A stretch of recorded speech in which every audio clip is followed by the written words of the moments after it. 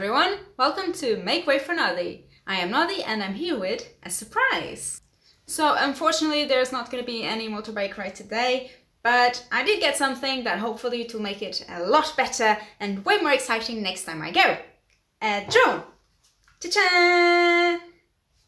This little one is a DJI Spark that I bought in second hand.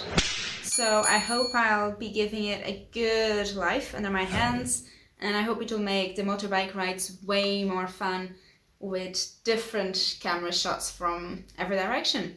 It's called Munin, the memory raven from Odin. It matches the name that I've given my bike, which is Fenrir. If you live in UK, you're probably aware of the horrible weeks that we've been having, storm after storm, rain after rain. So after that little sunshine we had over a week, it's been horrible from then onwards. So I decided to take my little drone out one of these evenings when the sky cleared out for a little bit, and I went nearby and I let it fly a little.